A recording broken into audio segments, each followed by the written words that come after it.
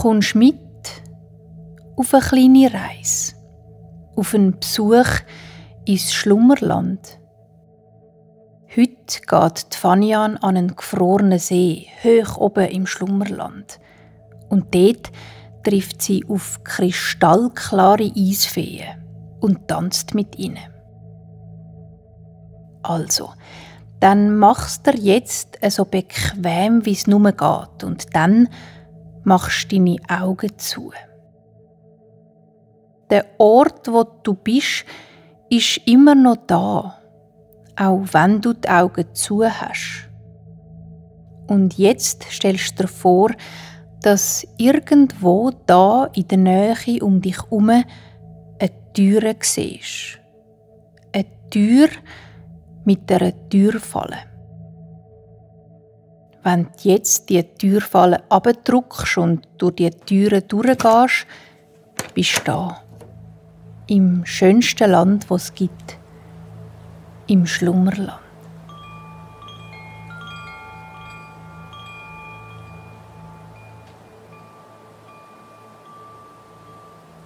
Fanian ist ein Munz und sie wohnt mit ganz vielen anderen Munz, aber auch mit vielen Tieren, Insekten und Pflanzen in dem wunderbaren Land, wo niemand so genau weiss, wo es liegt. Die Munz sind sehr besondere Wesen.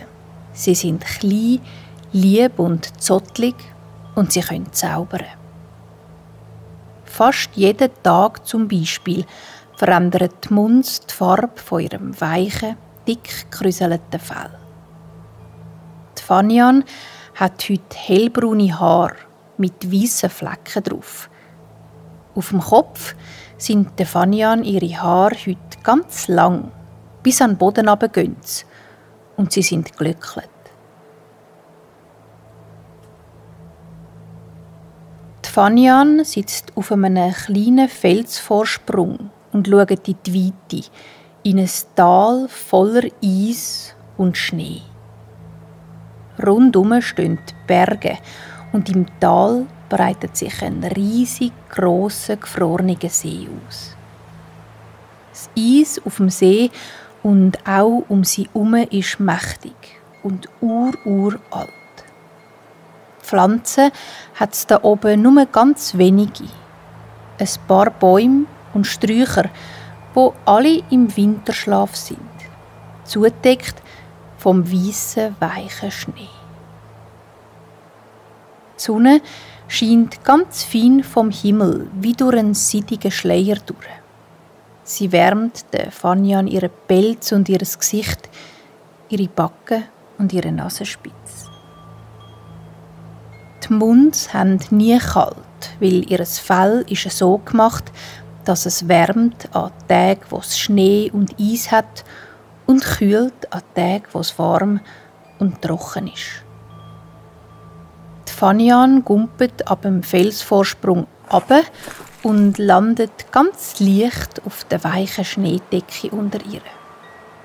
Es ist kein weiter Sprung, aber für einen Munz doch sehr ein mutiger. Wo sie zurückschaut zum Felsen, sieht sie, dass ganz viele kleine und grosse Eiszäpfe dran hängen. In verschiedenen Grössen schimmern die spitzigen Zäpfe im letzten Licht vom Tag wie Kristall. Die Fanian berührt mit ihrer fälligen Hand einen der langen Zäpfe. Ganz fein streichelt sie über die glatte, wässrige Oberfläche und staunet über das Kunstwerk der Natur. Dann kehrt sie sich um und stapft langsam, aber doch bestimmt in die Richtung vom gefrorenen See. Da oben in den Bergen ist es still und trotzdem bewegt sich die Luft um die Fanian um. Sie spürt, wie ein feiner Wind die Haare an ihrem Körper streichelt und ihr Fell ein bisschen verschüttelt. Im Wind liegt die Frische der Berge und von dem vielen gefrorenen Wasser da um sie herum. Die Fanian Schnaufe tief ein und aus.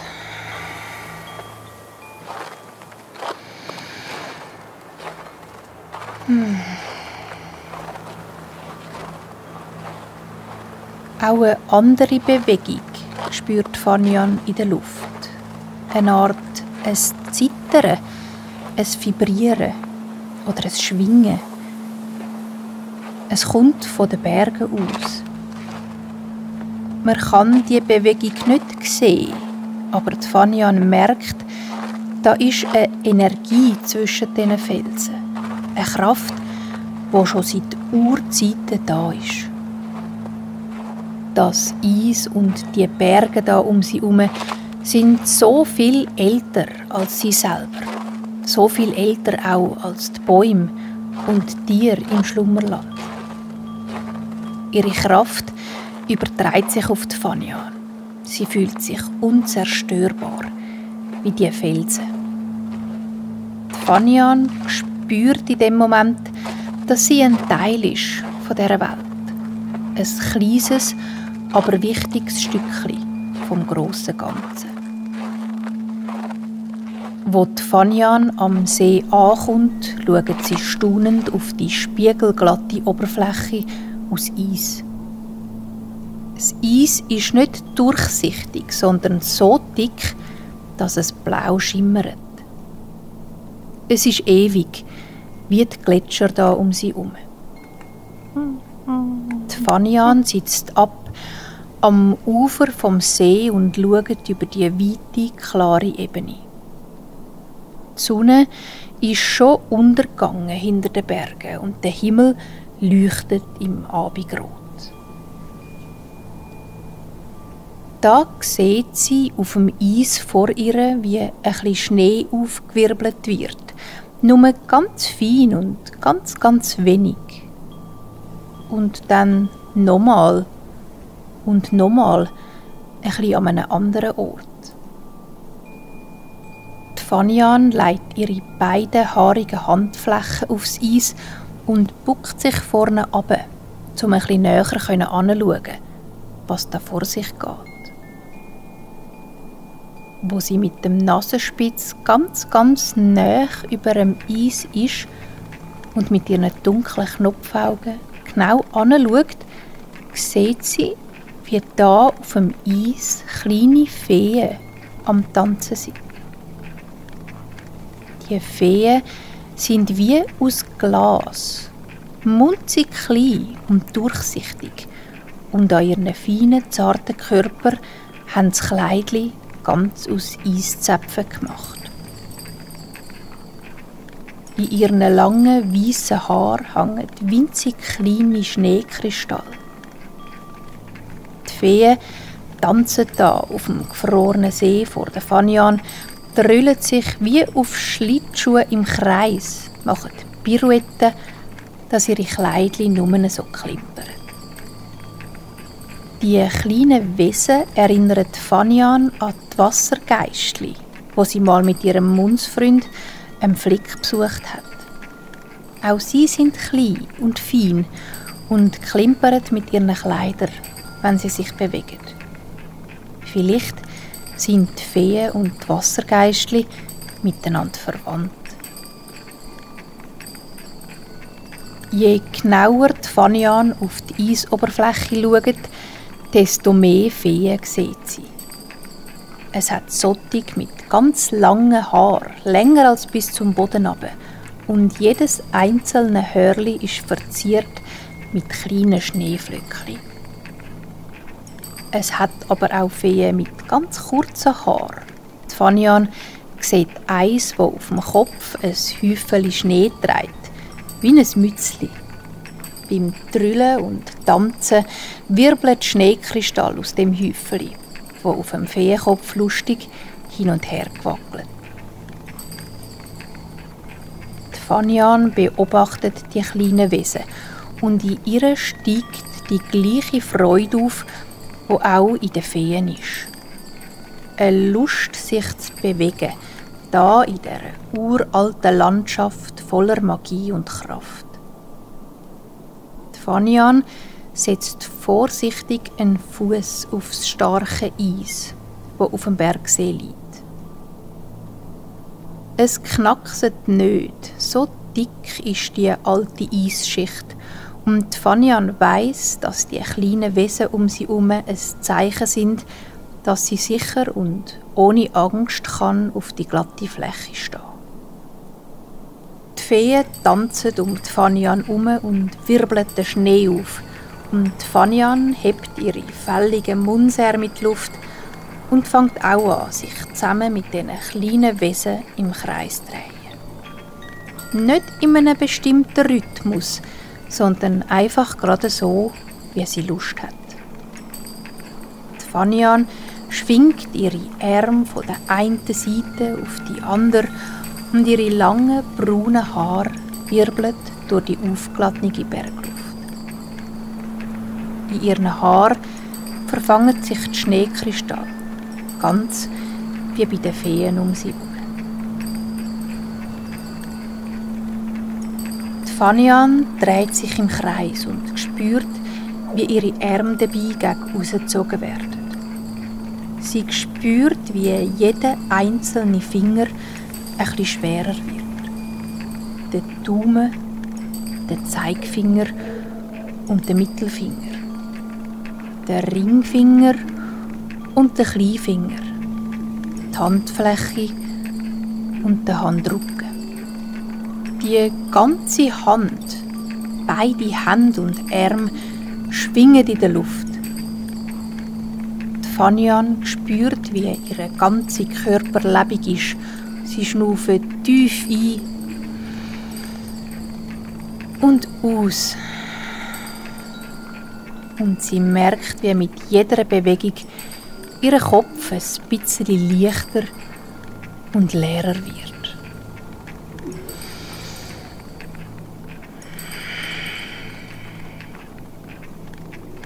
Sie vergisst die Berge, die da gross und alt um sie herumstehen. Sie vergisst sogar die Feen oder dass sie im Schlummerland ist. Für einen Moment gibt es nur sie und ihre Bewegungen und das Geschenk, mit zugehenden Augen da tanzen können, ohne dass jemand zuschaut.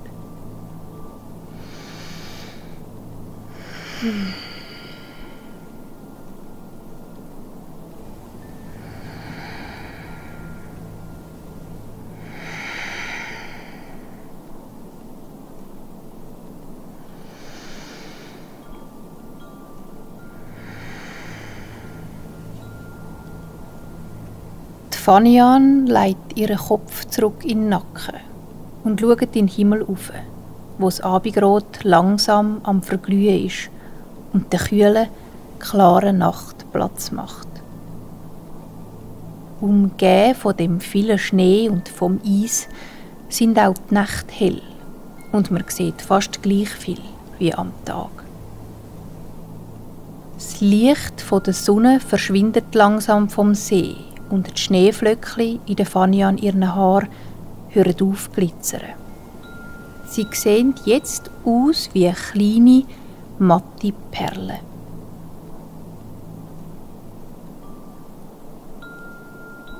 Mit dem Licht, das geht, werden die Bewegungen der Feen und auch die der Fanian langsamer. Die Feen bewegen sich jetzt ganz säuferlich und bedächtig, wie in Zeitlupe. Ihre Beine lupfen fast nicht mehr weg vom Boden. Dafür wiegeln sie sich jetzt sanft hin und her, haben die Augen zu und zeichnen mit ihren schlanken Fingern feine Kringelmuster in die Luft. Auch der Fanian, ihre Bewegungen sind jetzt ruhig. Sie steht fast still und fühlt sich selber wie ein Berg, fest verankert und wie, wenn sie nichts umstoßen könnte. Nur ganz leicht bewegt sie sich noch hin und her von der einen Seite auf die andere. Die Arme hängen locker und weich neben ihrem Körper und die Feen um sie herum tanzen, sehr, sehr langsam. In ihrem Kopf spürt Fanian eine Leere, die unglaublich angenehm ist. Da, wo so oft Gedanken sind oder Ideen für Sachen, die sie noch unternehmen möchte, ist jetzt eine grosse Ruhe. Mit dem Körper, der aufgehört hat, sich zu bewegen, stehen auch ihre Gedanken still. Alles, was sie gestern gemacht hat, ist in dem Moment vergessen. Und auch, was sie morgen macht, weiss sie nicht. Sie weiss, jetzt gerade muss sie an gar nichts denken.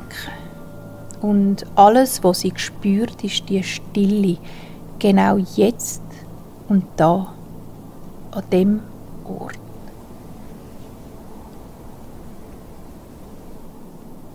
Ihre Augen sind zu und sie hört. Sie hört nichts, ausser ihren eigenen Schnuff und hin und wieder das Gewändchen von einer Fee, die klimpert.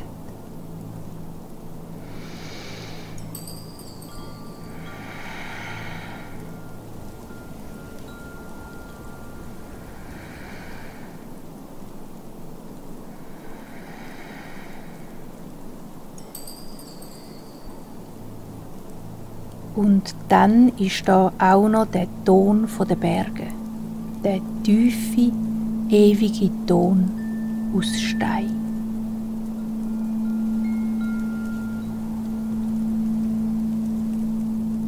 Die Sonne ist vergangen und der Mond steht schon wie eine leuchtig grosse Kugel über den weißen Spitzen der Berge und schickt sein Licht bis auf den gefrorenen See im Schlummerland. Fanian steht da mit den Augen zu und spürt, wie sie müde ist und schwer und glücklich. Mit einer ganz langsamen Bewegung legt Fanian ihre Hand auf den Bauch und stüpfelt mit dem Finger 3-mal in die Mulde von ihrem Bauchnabel.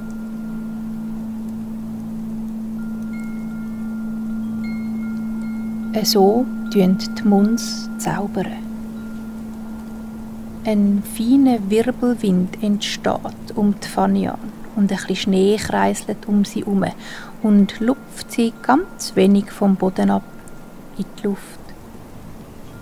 Der Zauber legt Fanian in der Luft auf den Rücken und in einem Wirbel von Schneeflöckchen schwebt sie über den Boden weg vom See zurück zum Felsvorsprung. Fanian hat die Augen zu und blinzelt nur noch kurz, um zu sehen, wie die Feen ihr ganz freundlich und leislich zum Abschied winken.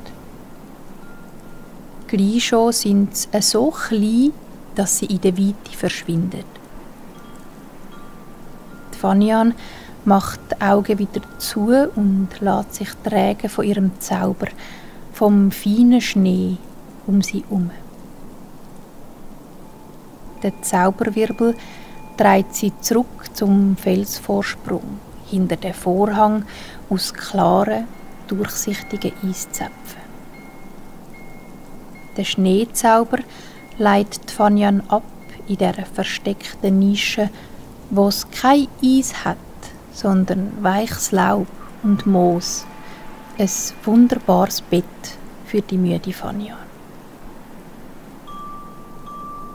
Auch eine weisse, weiche Decke hat es da, die sich wie von Zauberhand über die Fanian legt. In ihren Haaren hängen immer noch die feinen Schneekristalle und die Luft ist kühl und sauber. Die Fanian schläft und die Luft strömt in ihre Lungen. Sie schnauft ein und aus. Ein und aus.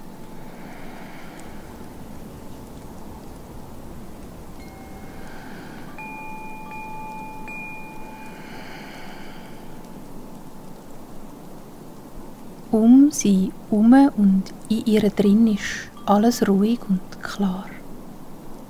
So ruhig wie der gefrorene Bergsee, wo sie drauf tanzt hat mit den Feen.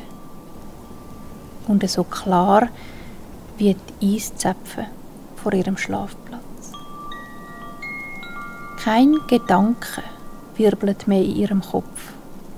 Alle Überlegungen hat sie aus sich rausgetanzt und alles, was jetzt noch da ist Stille und Ruhe und Schnaufen.